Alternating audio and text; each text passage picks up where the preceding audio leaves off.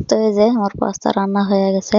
তো আমি কিন্তু রান্না করিনি, রান্নার শুরুতেই আমি বলতেছি আমার ম্যাডামে রান্না করছে। আপনারা ভাইবেন না যে আমি রান্না করছি। আর হ্যাঁ, পাস্তা কিন্তু দেখতে কিন্তু এরকম সাদাই হয়। তো এখানে যেহেতু দুধ পড়ছে, সাদা তো হবে, তাই না?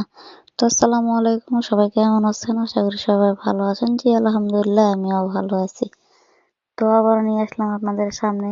কি নিয়ে আসছি আপনারা তো আমার ভিডিওর থাম্বনেল দেখে বুঝে গেছেন। তো প্লিজ আপুরা ভাইরা, আমার ভিডিওটা যদি ভালো লাগে তো একটা লাইক দিয়ে ভিডিওটা দেখা শুরু করে দিবেন। আর দেখা শেষে অবশ্যই পাশে থাকা বেল আইকনে অন করে দিবেন। আর আপনার মতামতটা অবশ্যই কমেন্ট বক্সে জানাবেন যে আমার রান্না কেমন হয়েছে।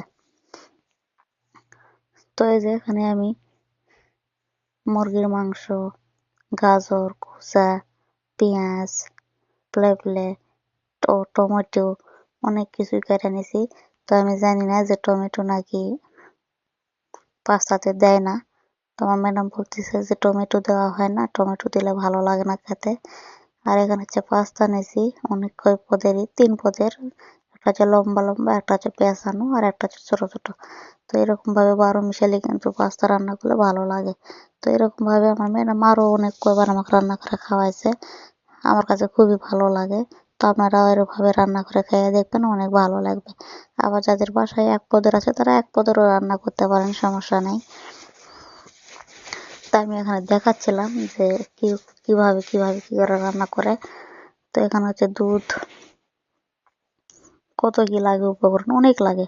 দুধ, কাঁচা ভুট্টা, ও তারপরে যে এটাতে আছে দ্রবণ, দুধ, অনেক কিছু মিক্স করা আছে। এটা পাস্তা রান্নার জন্য, ছবি দেখে আপনারা বুঝতে যাচ্ছেন। এখানে কিন্তু ছবিও দেওয়া আছে। আর এটা হচ্ছে বেস্তা। তো এই 3টা।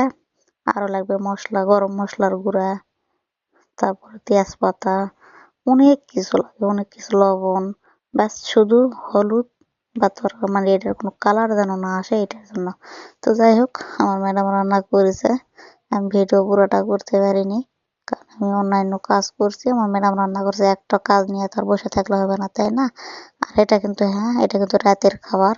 আর এটা হচ্ছে আমার ম্যাডামের ভাই বউ এখানে দিয়া গেছে ভাত, চুলায় না দিয়ে রাইস কুকারে দিছে। তো আর এটা হচ্ছে পরের দিনের ভিডিও।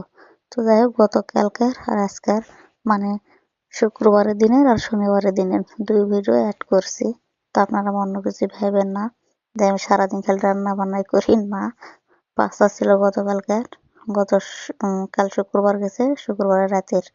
আর এটা হচ্ছে শনিবারে দুপুরের খ্যাপসা রান্না। আর খ্যাপসা রান্না তো সৌদি আরবের কেমন সেটা তো আপনারা সবাই জানেন।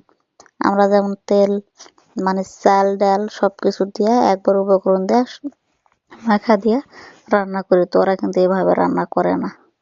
ওরা মানে তরকারির মতো রান্না করে নেয় মুরগি, তারপরে ভিজিয়ে রাখা চাল যখন তরকারির মতো হয়ে যায়, অল্প একটু ঝোল থাকে, তারপরে ভিজিয়ে রাখা চাল ঢালা দেয়, দিয়ে চুলার আঁচটা অল্প একটু বাড়ায়া, মানে কমায়া দিয়ে ধীরে ধীরে রান্না করে।